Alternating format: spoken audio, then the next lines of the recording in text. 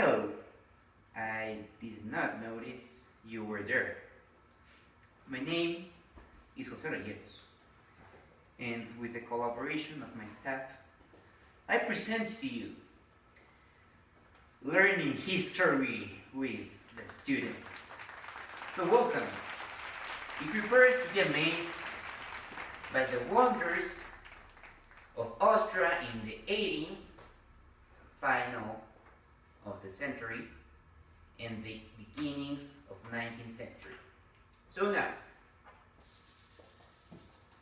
staff, please come with my pages about information. Thank you.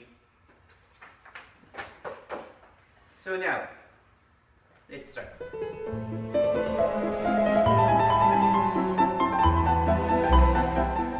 Welcome back. So, we stayed on the late 18th century. So, I remind you, we're talking about Austria before being Austro-Hungary, and well, then everything that happened, which is a long story. So, to first begin. So, late 18th century, what happened in here? Austria was part of something called the Holy Roman Empire, which was an association with many other countries, which were called, by the way, the Holy Alliance, which were parts of Germany, Russia, Prussia, and of course Austria. So these have a Roman Imperator. This Roman Imperator was like the maximum authority for these alliance and countries.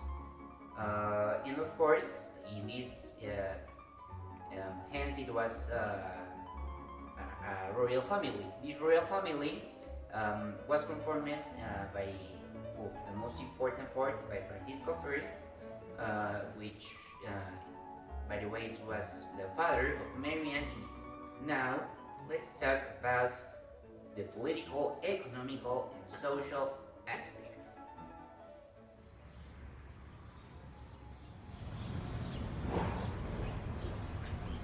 Oh, hi there. I'm just signing a treaty. By the way, did you know that for Austria-Hungary's economy to grow, it had to make deals and treaties? Of course, you didn't know. That's why I'm here to tell you. Austria-Hungary had many treaties with many countries, and one specifically with USA, of course, United States of America. The treaty was called the Treaty of Commerce and Navigation between the USA that was signed in the August 27 of the year 1829, I believe. This was for both countries to have liberty and freedom for them to commerce between all of the ports and docks they have in their countries. And of course, what would be an economic system without a bank in which people can put their money in? So the first bank was created about around the half of the century. It was the first banking system that appeared in Austria-Hungary, and it was called the Austro-Hungarian Bank. So, I'm going to talk about the social aspects of the Austro-Hungarian Empire. I would say the biggest conflict that the Austro-Hungarian Empire had in order to become a better social country was that they had several different thinking. They thought in different ways. You might wonder, what do I mean? Well, as you know, it is a unification, the Austro-Hungarian Empire, between Austria and Hungary, who were separate countries before. So the problem was that Austria had a different way of thinking and of reasoning than Hungary. So the problem was that since they thought different, it was difficult for them to decide what was good for the country. Since Austro-Hungarian became like a very popular empire in its time, several people from several countries wanted to fly into it in order to live in there, because it was a really good place to live, no? So 20% of the population was German, 20% of the population were Hungarians, or makers as they were known at that time. Czech people were the 30% of the population, Polish were the 10th, Ukrainians or Ruthenians were the 8%, Croats were the 5%, Serbs were the 4%, and 3% were the Sudents. And, at last but not least, the Italians were the 3%. All of these were slaves except of the German and the Hungarian. Since there was a unification between these two countries, there were several languages that were spoken in the empire. You could say that the language of the Austro-Hungarian Empire was German, but it was never officially named the language of the country. One of the examples of the language problems was that in January 1907, the empire declared, for no apparent reason, that schools in Slovakia should only teach in Hungarian, meaning that the education of several people was affected. As you can see, the Austro-Hungarian Empire was not a very stable empire, but that didn't matter a lot. You may wonder why. Well, for example, Francis Joseph, the emperor of the Austro-Hungarian Empire, was a very popular person between the people in the country, meaning that people were like very devoted to him. They liked him a lot, so they followed what he said. One of the facts that made Francis Joseph a very popular person in the empire was that he was capable of speaking almost every single language in the empire. So that made him very sociable. He could communicate with almost all the people in the empire. So we get finally with the political aspects. We expected them so much because, I mean, who needs all those social and economic things? I mean, so we stay on that Austro-Hungary was going through a modernization process, which was really successful.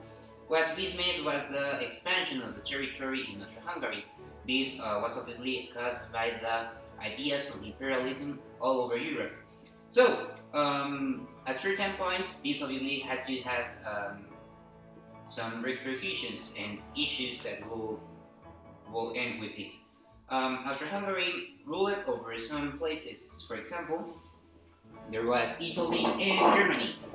So, Germany was with Bismarck, which, well, he was just kind of crazy because Bismarck just kicked out the Austro-Hungarian.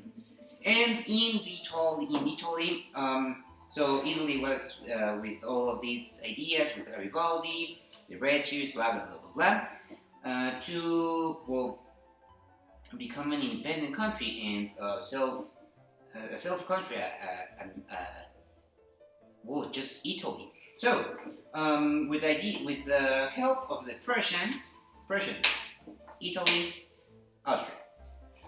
So, Italy asked the Prussians, hey, please help us get rid of the Austro-Hungarian, and they said like, yeah, they didn't give us so much attention in the past few years, so they came with Austro-Hungarian territory in Italy and kicked them out. Also, in here, so much more problems came with France. Why? Because, well, France was part of the countries that were kicked out of Italy, and somehow they finished just getting even more mad at them, or with them. And then, well, we get to the end of the story because Austria lost kind of all its power. And at the end, well, what a great nation, because it became a nation. It had all of the characteristics of one. Just flew away from being one of the greatest powers of Europe to be just another one. So, thank you. Subscribe to our channel and be sure to come back. Thank you. This was Learning with Students. Go tell your teacher that he's wrong and we are right.